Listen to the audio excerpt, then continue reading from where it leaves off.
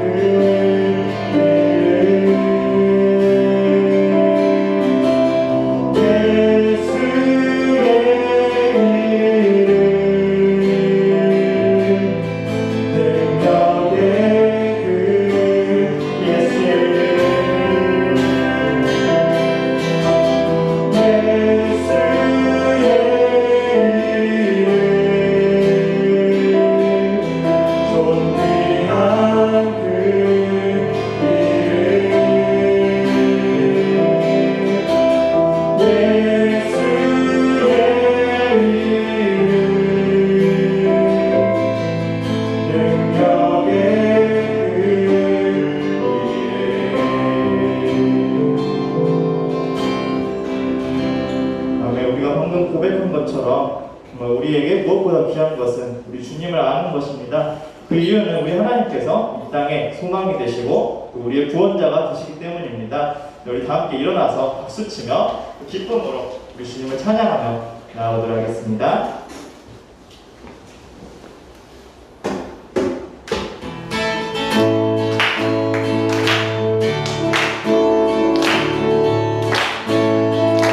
예수 열방의 소망, 예수 열방의 소망, 예수 우리의 위로자, 주의 땅에 영원한 소망. 예수 어둠 속에 예수 변함없는 진리.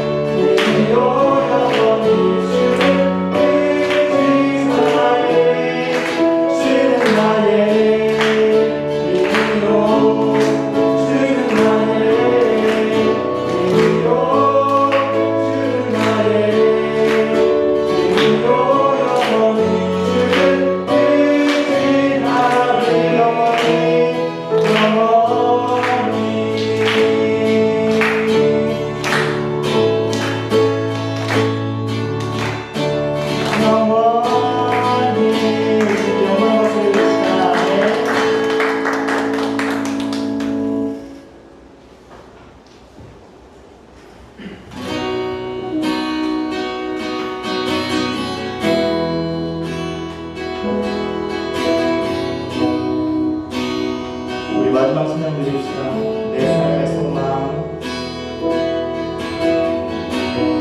내 삶의 소망,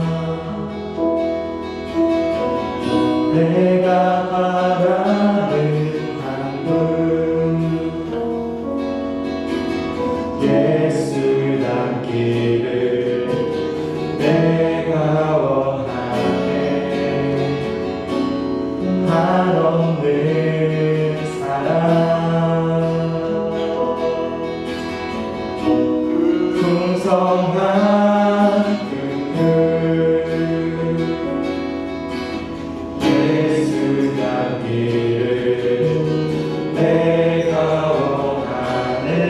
예수 닮기를, 예수 닮기를, 예수 보기를, 예수만 닮기를 내가 원하네. 내 평생 소원, 예수 닮기를, 예수만 닮기를 내가 원하네.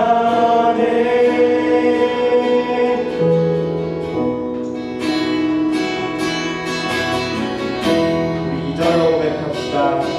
온유하시고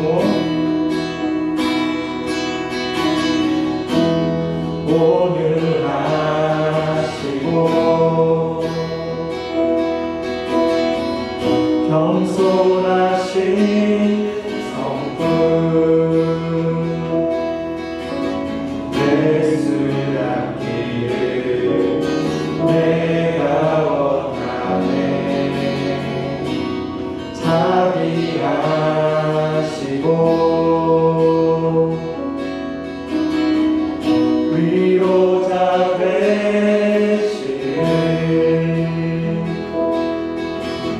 예수 닮기를 내가 원하네.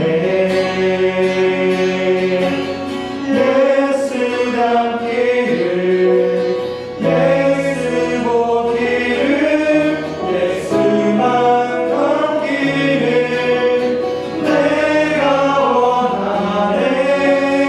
내 평생 소원, 예수 닮기를, 예수만 닮기를 내가 원하네.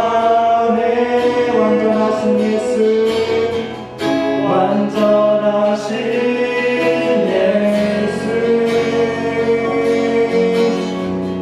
새롭게 하시네. 연약한 내 영혼 온전하게 되리. 예수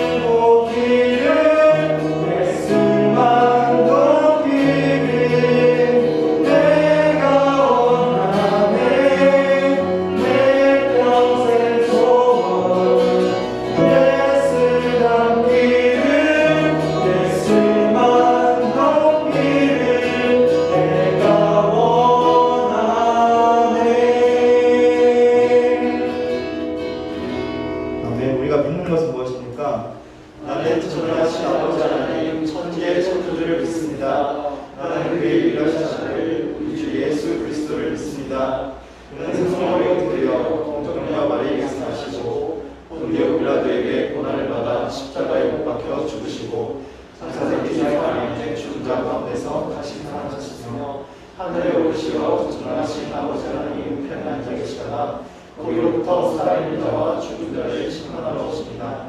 나는 성령을 믿으며 거룩한 공교회와 성도의 교제와 죄를 용서하는 것과 몸의 부활과 영생을 믿습니다. 아멘. 하나님 아버지, 저희가 이 시간에 모여 함께 예배하게 해주시며 참으로 감사합니다. 주님, 저희가 오늘 찬양한 것처럼 저희가 주님을 닮아가기를 원하며 항상 하나님을 사모하며 살아가는 항상 살아가는 우리 하나님 성도 한 명 한 명 될 수 있도록 인도해 주옵소서.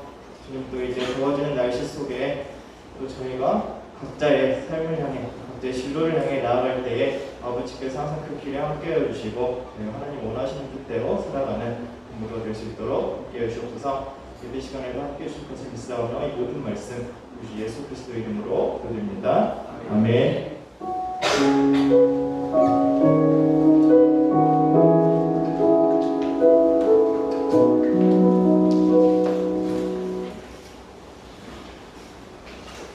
청소년부 예배 자리에 나오신 청소년부 하고 여러분들, 그리고 온라인으로 예배를 드리고 있는 청소년부 하고 여러분들을 주님의 이름으로 환영합니다.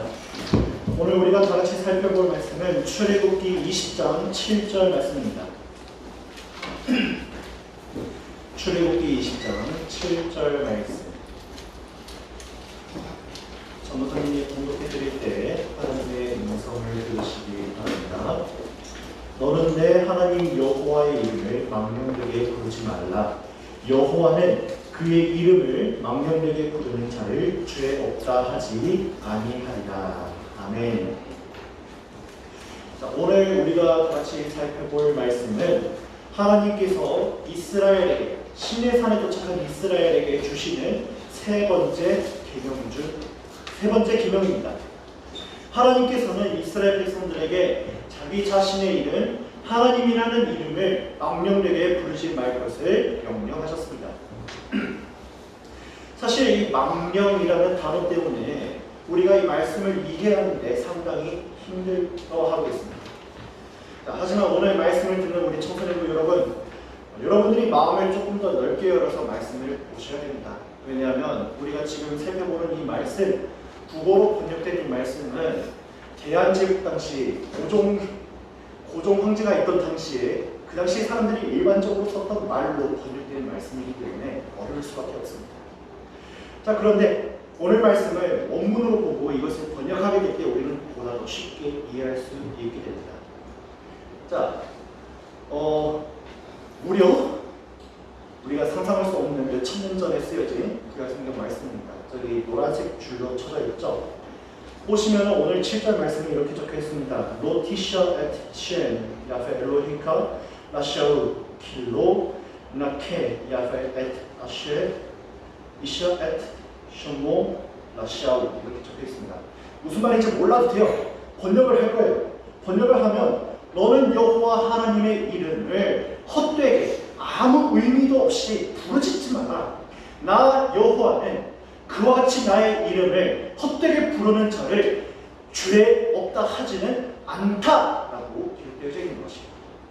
자, 그렇다면 이 말씀은 도대체 무슨 의도를 가지고 이스라엘에게 전해졌을까라는 점을 생각해봐요. 자, 고대 중동 사회뿐만이 아니라 모든 세계에 걸쳐서 옛날에는 자기 자신의 신용, 자기 자신을 남들에게 신뢰를 받기 위하여서는 신의 이름으로 맹세를 하는 일들이 굉장히 많았습니다.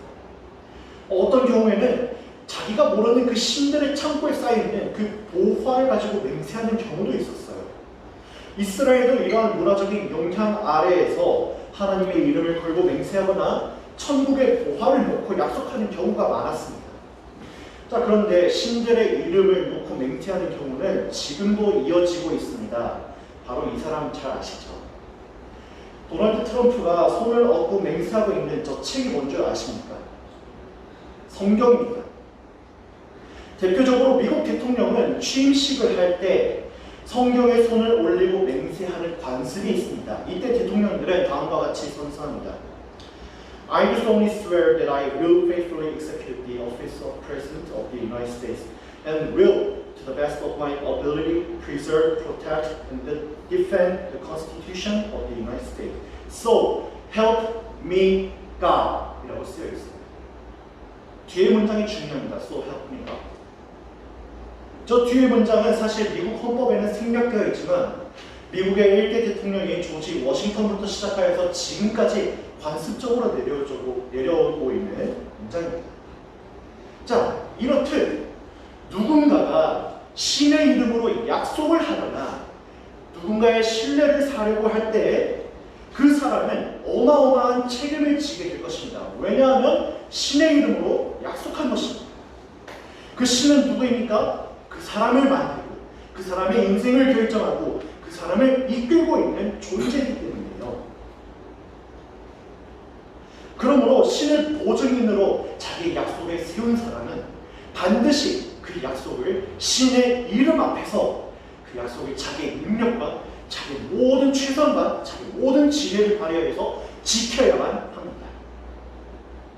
자, 그러나 만약에 신을 보증인으로 세워서 약속을 한 그 사람이 약속을 어기게 되면 어떻게 될까요? 나를 믿어주세요. 나를 뽑아주세요. 나를 사용해 주세요. 못 믿겠습니까? 내가 믿는 신으로 당신에게 이 약속을 겁니다. 라고 말한 사람이 그 약속을 어기면 어떻게 될까요? 당연히 사람 사이에 맺어진 그 신뢰관계가 깨어지게 되고 회복하기 어렵게 되겠죠. 그러나 여기에서 더 나아가서 우리 친구들은 그 상대방이 그 약속한 사람의 신을 향하여서 모욕하고 또 그 신을 향하여서 부정적인 말들을 쏟아내며 그 신을 믿기 힘들다라고 평가하기까지 나아갈 것입니다. 그러므로 오늘 말씀은 이스라엘 사람들에게 너희 사사로운 욕심을 위하여서 너희 개인적인 뜻을 위하여서 나의 이름으로 거짓 맹세를 하거나 약속을 맺지 말라라는 가르침으로 이해하고 넘어갈 수는 있습니다. 자, 하지만 하나님께서는 이 부분을 그냥 그대로 놔두셨을까요? 그렇지 않습니다. 이 본문을 남기려는 궁극적인 교훈은 거기에서 멈추지 않습니다. 우리는 본문을 정확하게 해석하기 위하여서 우리가 평소에 하나님을 어떻게 인식하고 있는지 한번 살펴봐야 될 것입니다. 자, 여러분들, 보통 사람은 자기 주변에 다가오는 사람을 평가할 때 그 평가 기준의 절반이 무엇인지 아십니까요? 첫인상이 그 평가의 절반을 차지하게 됩니다. 그 사람의 첫인상이 어떠했느냐에 따라서 그 사람에 대한 나의 평가, 나의 신뢰, 나의 그 약속이 전혀 달라지게 됩니다. 본래 품행이 올바르지 못했던 사람이 나의 첫인상이 좋기 때문에 그 사람은 센스 있는 사람으로 변할 수도 있어요. 원래는 품행이 단정하고 올바른 사람이지만 첫인상이 좋지 않아서 그 사람은 분위기를 흐리고 나쁜 사람이다 라고 평가할 수도 있는 것입니다. 자, 이와 같은 양상은 여러분들이 하나님을 처음 만났을 때에도 동일하게 적용되었을 것입니다. 교회에서 하나님을 처음 만났을 때 각인되었던 하나님의 모습은 어떠했는가요? 여러분들이 처음 하나님을 만났을 때 그 하나님은 어떤 분이라 라는 평가를 여러분들은 가지고 있습니다. 은비는 처음 하나님을 만났을 때 하나님은 어떤 분이라고 생각했나요?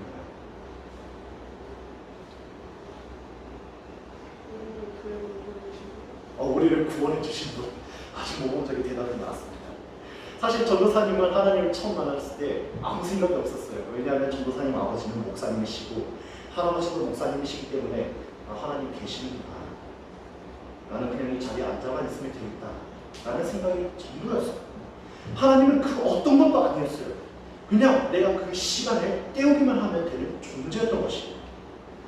자, 그런데 여러분들 보다 더 쉽게 이해하기 위해서 전도사님이 한국 모자 비유를 만들어놨어요. 모자 비유 들어봤는지 모르겠네요. 자, 여기 모자를 쓴 사람들이 있습니다. 첫 번째 모자를 쓴 사람은 군모를 쓰고 있죠. 두 번째는 박사모를 쓰고 있고, 세 번째는 왕관을 쓰고 있고, 네 번째는 수술용 혹은 의를 쓰고 있습니다. 자, 여러분들 이 모자를 볼 때 어떤 생각이 들게 되나요? 이 모자에는 어떤 특징이 있나요? 저번에 전도사님이 군복하고 그리고 코트 한 벌을 가지고 와서 자원하여 봉사한 친구들에게 입혀서 어떤 옷을 입었느냐에 따라서 그 사람의 정체성이 확립된다라고 전달하였죠. 모자도 마찬가지예요. 군복은 모자에 새겨진 계급장을 통해서 그 사람의 위치를 알 수도 있지만 그 사람이 그 모자를 쓴 궁극적인 목적은 나라를 지키는 책임이 있는 사람인 것을 알게 하도록 쓰여진 것이에요. 박사모는 무엇인가요? 그냥 내가 지식이 많다 자랑하려고 쓰는 것인가요? 그렇지 않아요. 이 사람은 이만한 지혜를 가진 사람으로서 다른 사람들이 가르칠 수 있는 책임을 가지고 그만한 능력을 가지고 있다는 표시로 박사모를 쓰는 것이에요. 왕관은 무엇인가요? 그 왕관에 새겨진 그리고 그 왕관에 넣어진 그 보석의 수와 그리고 나라의 상징을 통해서 이 사람이 나라의 통수권자요, 이 사람이 나라의 책임자입니다 라는 것을 알려주고 있습니다. 저 수술 모자는 이 사람은 수술하는 주인이다 라는 것을 알리기도 하지만 이 사람에게는 사람의 생명을 살리는 책임이 있습니다 라는 것을 알려주는 것이에요. 자, 그렇다면 여러분은 하나님을 처음 만났을 때 하나님은 어떤 모자를 쓰고 계시는가요? 여러분들은 하나님은 어떤 모자를 쓰고 있으셔야 합당한 분이신 거 아니에요?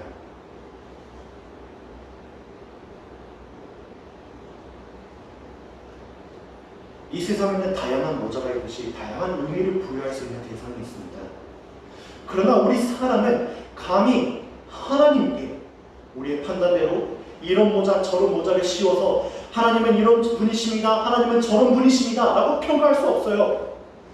왜냐하면 하나님은 우리가 이해하지 못하는 이 세상을 완전하게 창조하셨을 뿐만이 아니라 하나님은 우리가 알지 못하는 문제의 근원을 의롭고 선하신 판단대로 해결하시고, 하나님은 우리가 이해하지 못하는 사람을 모든 사람들에게 베풀어 주셨을 뿐만이 아니라 그 사람을 자기 아들의 생명을 통해서 베푸신 분이시기 때문에 우리가 이해할 수 없는 것, 우리가 판단할 수 없는 그분이 바로 하나님이십니다. 그렇지만 우리는 하나님이 어떤 분이신가 라고 이해하려 할 때 우리는 하나님과 맺어진 관계에 대해서 알아봐야 됩니다. 우리는 하나님과 맺어진 관계를 통해서 하나님이 어떤 분이신지 알 수 있습니다. 우리가 지금 살펴보는 십계명에서는 하나님과 우리 사이에 맺어진 이 관계의 시작을 20장 1절에서 2절 말씀을 통해서 알려주시고 계십니다. 읽어보면 하나님이 이 모든 말씀으로 말씀하여 이르시되 나는 너를 애굽 땅 종되었던 집에서 인도하여 낸 내 하나님 여호와니라 라고 기록되어져 있습니다.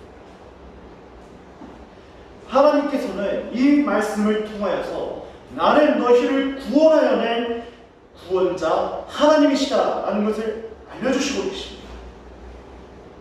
구원받은 이스라엘 백성들은 약속을 지키시는 하나님의 은혜와 사랑을 받기 전 약 400년가량 이집트의 노예들이었습니다. 수많은 사람들이 굶주려 죽였습니다. 수많은 사람들이 매맞아 죽었습니다. 그러나 그들은 그 어디에도 이러한 부당한 일들에 대하여서 하소연할 수 없었어요. 왜냐하면 그들은 노예이기 때문입니다. 그들은 무엇 때문에 노예가 되었는가? 무엇 때문에 이집트에서 400년 동안 고생을 하였는가요? 그것은 바로 자기 스스로 하나님의 권위를 인정하지 않고 자기 스스로 하나님의 통치를 벗어나려고 교만함으로 선택하였던 그 일의 결과였던 것이, 여러분들이 만약에 왕이라고 한번 생각해 보세요. 왕관을 쓰고 있는 왕이, 왕관을 쓴 왕은 왕을 다스릴 수도 있고 또 나라를 다스리며 자기 마음과 자기 뜻대로 이 나라를 이끌어갈 수도 있지만 또 다른 한 사람의 생명을 좌지우지할 수 있는 능력도 가지고 있습니다.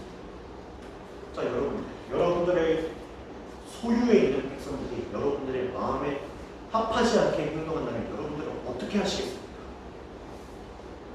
누구야? 영국과 왕이라면 백성들이 왕의 뜻을 따르지 않을 때 어떻게 하시겠습니까?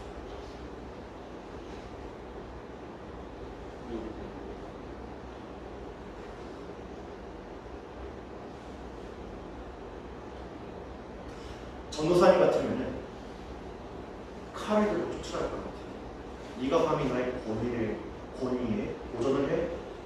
네가 감히 내 말을 안 따라? 네가 뭔데 나의 명령에 대하여서 도전을 하느냐라고 따질 것 같아요. 여러분들 마음에는 어느 한편에서 이러한 마음을 가지고 있어요.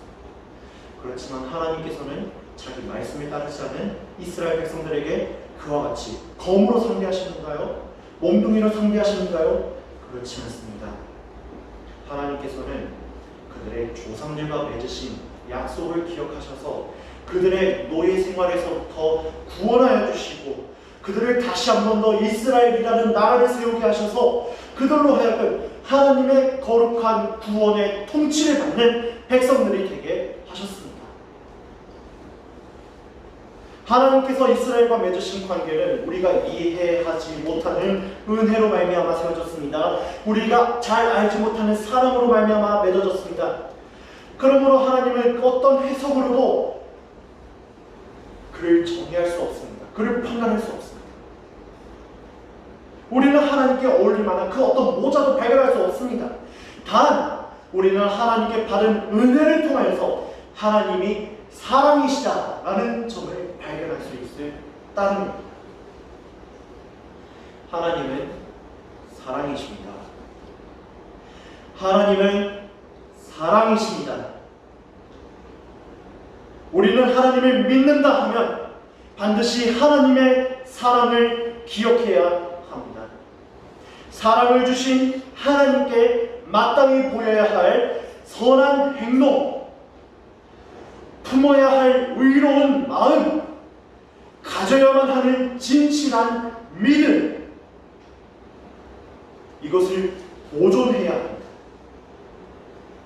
그러나 하나님의 사랑을 기억하지 않으려 할 때, 하나님의 사랑을 잊어버릴 때에는 당연히 하나님을 향한 우리의 태도는 바뀌게 될 것입니다. 어떻게 바뀌게 되냐고요? 하나님의 존재가 이렇게 됩니다. 보고 있는 은기야, 이 존재가 누구냐? 진이죠. 요술램프의 진이처럼 되어버려요. 만약에 여러분들이 하나님의 사랑을 잊어버리고 하나님의 사랑을 떠나고자 한다면 하나님은 그저 여러분들의 유익을 위한 도구로 전락하게 될 것입니다.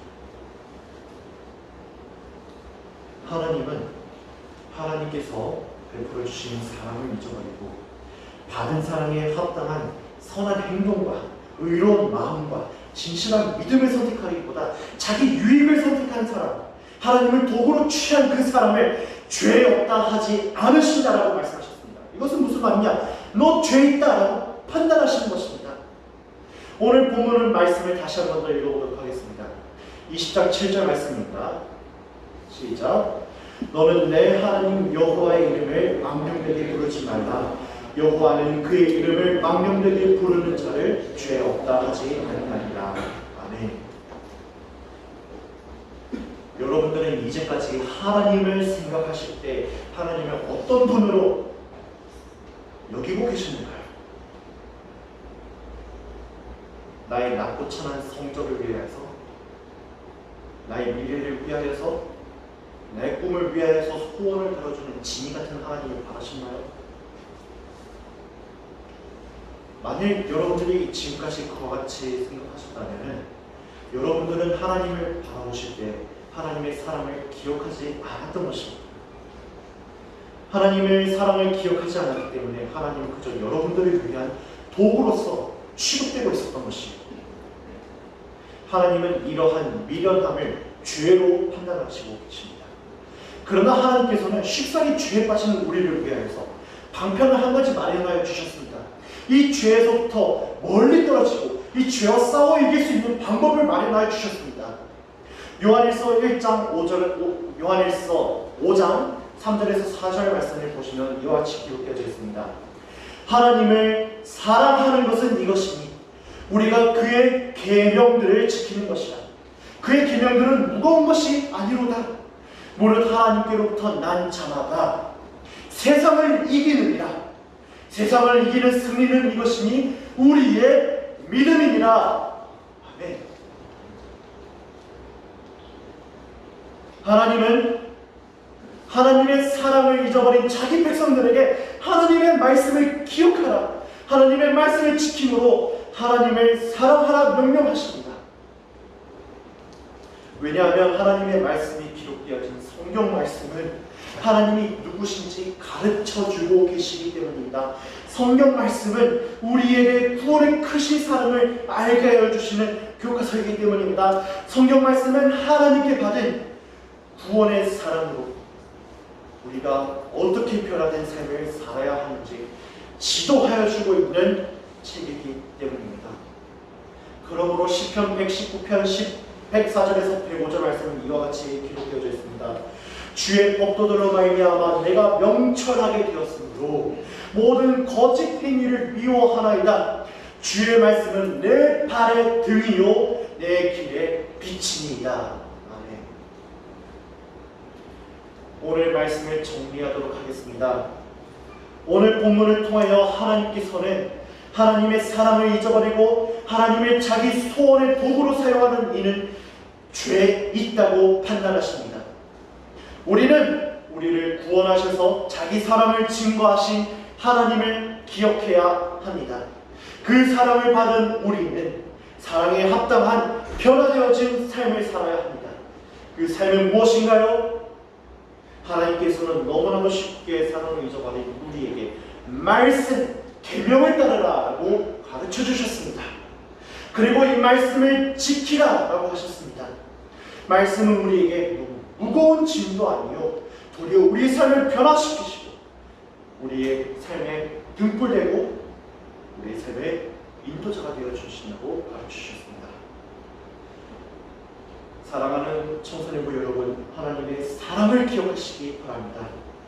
하나님의 사랑 앞에서 합당한 삶을 추구하시기 바랍니다. 이를 위하여서 말씀을 가까이 하시기 바랍니다. 이를 읽고 믿고 따름으로 하나님을 사랑하지 않았던 예전의 삶을 물리치시고 승리하시기 바랍니다. 기도하겠습니다. 하나님 감사합니다. 오늘 하나님께서 이스라엘 백성들에게 가르치신 세 번째 계명을 살펴보게 되었습니다. 우리가 이전에 하나님을 사랑하지 않았을 때 하나님을 그저 우리의 소원의 도구로서 취급했던 사실을 기억합니다. 우리의 악함을 용서해 주시옵시고 우리의 미련함을 용서해 주시옵소서. 다만 지금 이 시간부터 아버지 하나님께서 우리에게 베풀어 주신 사랑을 기억하길 원합니다. 이를 기억하도록 우리 가운데 찾아와 주시옵고 우리로 하여금 아버지 하나님의 말씀을 살펴보고 이를 읽고 이를 지키며 아버지의 사랑을 다시 한 번 더 회복하여 그 구원의 놀라운 사랑을 다시 한 번 더 경험하고 이 세상과 싸워 이길 수 있도록 주여 인도하여 주시옵소서. 감사합니다. 예수님의 이름으로 기도드립니다. 아멘. 이 시간 포럼 드리시도록 하겠습니다.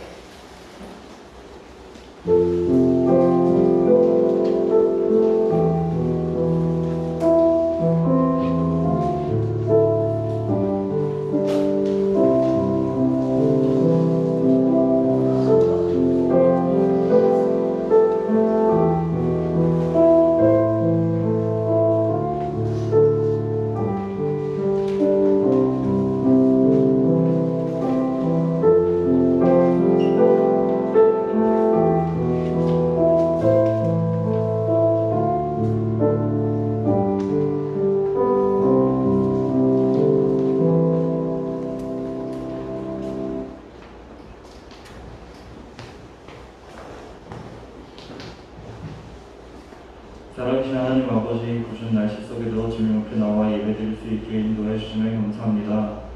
오늘 주님이 주신 말씀 통해 하나님은 사랑이시다라는 것에 대해 배웠습니다. 우리 한 청소년부가 하나님의 사랑을 기억하며 하나님을 사랑으로 대하는 한 청소년과 될 수 있도록 주님 인도해 주세요. 주님, 하나님의 정성을 모아 하나님께 예물을 올려드립니다. 이 예물들 하나님이 쓰시고자 하는 곳에 잘 사용될 수 있도록 주님 신이 인도해 주세요. 살아계신 예수님을 믿으며 예수님 이름으로 기도드립니다. 시간 주기도문 드리시겠습니다. 하늘에 계신 우리 아버지여, 이름이 거룩히 여김을 받으시오며 나라가 임하시오며 뜻이 하늘에서 이루어진 것 같이 땅에서도 이루어지이다. 오늘 우리에게 일용할 음식을 주시옵고 우리가 우리에게 죄를 지은 자를 사하여 준 것 같이 우리 죄를 사하여 주시옵고 우리를 시험에 들게 하지 마시옵고 다만 악에서 구하시옵소서. 나라와 권세와 영광이 아버지께 영원히 있사옵나이다. 아멘. 이 시간 광고를 들으시겠습니다. 먼저 여러분 코로나 예방 수칙을 잘 지키시기 바랍니다. 700명대에서 지금 계속 떨어지지 않고 있습니다. 교회 들어오실 때 손 소독 30초 이상 꼼꼼하게 하시기 바라고 빨간색 스티커가 붙은 자리에 착석하여 주시기 바랍니다. 계속하여 줌을 통한 신방을 계속하고 있습니다. 돌아오는 신방은 고등 4-2반입니다. 선생님과 상의하여 속히 일정을 조율하여 주시기 바랍니다. 중등 4-4반 학우들도 선생님과 상의하여 신방이 가능한 일자를 결정해 주시기 바랍니다. 그 다음 신방은 고등 4-3반입니다. 잘 준비하여 주시기 바랍니다. 마지막으로 QR코드가 없는 학우는 선생님과 전도사님에게 꼭 연락 주시기 바랍니다. 방역수칙에 따라서 출입 인원 확인 절차가 필요하오니 QR코드 발급 의무를 개인적으로 확인해 주시고 꼭 알려주시기 바랍니다. 예배를 마치도록 하겠습니다.